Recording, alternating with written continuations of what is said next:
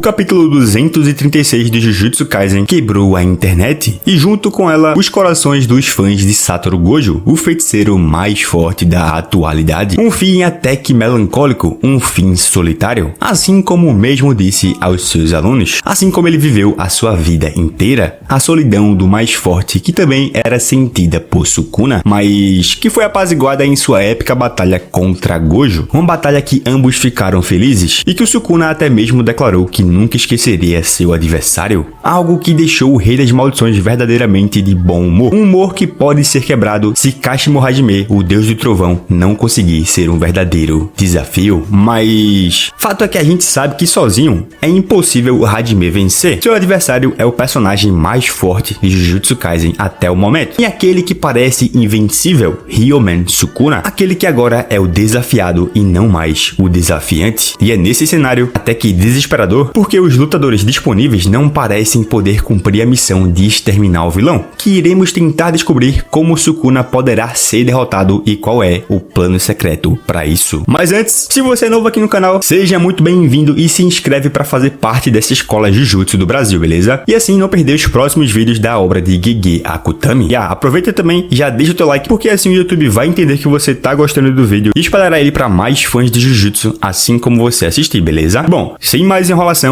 bora pro vídeo. Galera, antes de iniciar essa teoria de fato, precisamos estabelecer quais serão os pontos levantados aqui e que serão de extrema importância para conseguirmos determinar um possível meio de se derrotar Sukuna. Então preste atenção, porque aqui iremos abordar o seguinte: 1. Quais as chances e formas que o Gojo tem de voltar à vida? 2. Como Kashimo Hajime será importante nessa situação? E 3. O plano de Kenjaku e a importância do Itadori para o sucesso da missão. Afinal, a gente precisa lembrar que ele é o protagonista da história e deve ser determinante na derrota dos vilões. Então, deixado isso claro, vem comigo. Parte 1. Como o Gojo poderia voltar? Uma das maiores apostas de boa parte do fandom nessa semana é que Satoru Gojo consiga voltar à vida para batalhar mais uma vez contra Sukuna. Porém, como isso seria capaz? E se não for, qual seria a importância do corpo do Gojo para essas batalhas finais? E aqui eu separei 4 pontos importantes que eu acredito que valem citar. Primeiro, nós temos a energia amaldiçoada reversa, porque como foi explicado nos últimos capítulos, por causa do uso consecutivo de flashes negros, Gojo conseguiu recuperar a liberação da sua técnica amaldiçoada reversa, e por causa disso a teoria mais comum que se tem visto ao longo desses últimos dias é que ele conseguiria se curar e voltar para o combate, assim como vimos ele fazer em sua luta contra Toji Fushiguro no passado, quando compreendeu como a energia amaldiçoada reversa funcionava e comentou que se o Toji quisesse realmente tê-lo matado, deveria ter cortado a cabeça fora, algo que o Sukuna também não fez. Além disso, tem todo o simbolismo da roupa semelhante à roupa de Toji, que segundo teorias poderia ser uma referência sobre como o Gojo conseguiu voltar de praticamente estar morto para vencer o assassino de feiticeiros, e também tem a questão das flores que aparece no capítulo 236, que simbolizam a ressurreição, além claro do maior destaque que foi a conversa do Gojo com Nanami, enquanto o feiticeiro mais forte da atualidade aparentemente estava delirando por estar perto da morte, onde o Nanami diz, abre aspas, quando pedi uma indicação a Mei-san e para onde me mudar, ela disse, se quiser se tornar uma nova versão de si mesmo, vá para o norte, mas se quiser voltar a ser o que era antigamente, vá para o sul. O que pode ser uma metáfora sobre como o Gojo poderia escolher se continuaria a viver ou aceitaria a sua morte. Aceitar continuar sendo como sempre foi e ir junto com seus antigos amigos,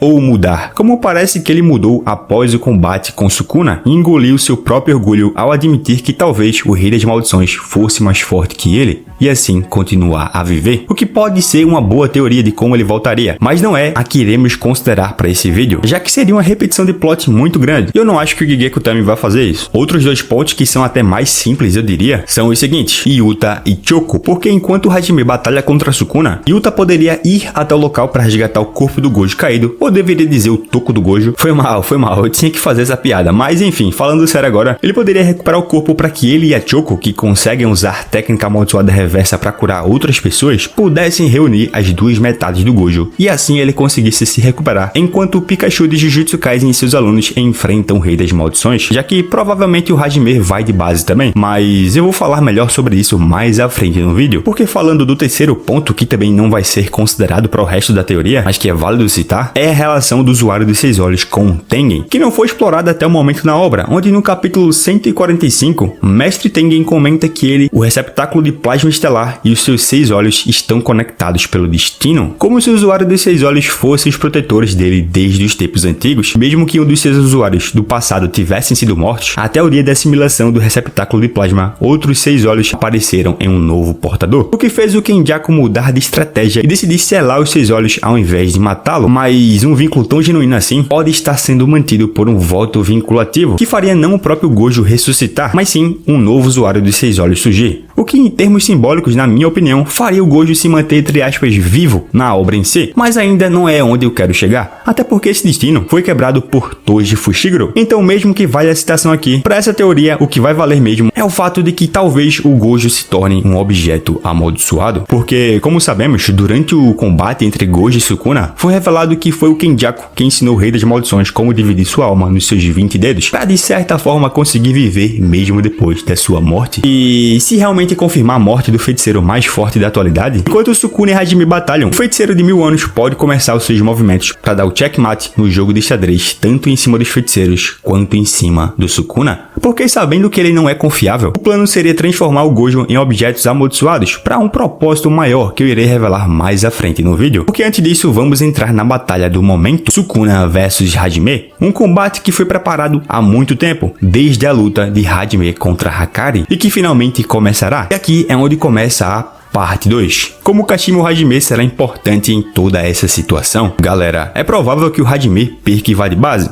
Sim, mas não vai ser tão fácil assim, porque, primeiro, as propriedades da energia amaldiçoada dele podem ser um problema para o Sukuna, já que a sua energia amaldiçoada tem as propriedades de uma corrente elétrica, e assim coloca seu corpo em constante estado de eletrificação, e isso torna os ataques físicos amaldiçoados reforçados com a energia de Hajime impossíveis de defender, já que seus golpes chocam o oponente após o impacto, e manipular as características de sua energia amaldiçoada permite que ele separe livremente suas cargas elétricas, e ao aplicar a carga positiva em seu alvo, o Hajime pode descarregar a carga negativa sem perder nenhuma eletricidade para o solo, e isso resulta em um poderoso raio que rasga o ar, e é um acerto garantido sem a necessidade de expansão de domínio. Mas claro, o principal ponto desse combate é que além de Hajime cansar Sukuna mais um pouco, ainda tem a sua técnica inata que é desconhecida, que ele guardou exclusivamente para esse momento, já que ela só pode ser usada uma única vez, e infelizmente não temos dica alguma do que ela pode ser, além das propriedades especiais da energia amaldiçoada dele. Contudo, se formos nos atentar ao significado do seu nome, Hashimo significa servo roxo do céu, e Hajime significa o começo ou número 1, onde servo é um animal conhecido por simbolizar a superioridade espiritual. A cor roxa está ligada à realeza e nobreza, e o céu geralmente é usado para algo divino. Além disso, a sensação de começo de algo dá uma ideia de preparação ou de começo de vida e esperança em algumas culturas. E em fato, os servos são seres sagrados no Japão, devido a uma lenda em que no ano de 768, um santuário chamado Kazugata Isha recebeu um visitante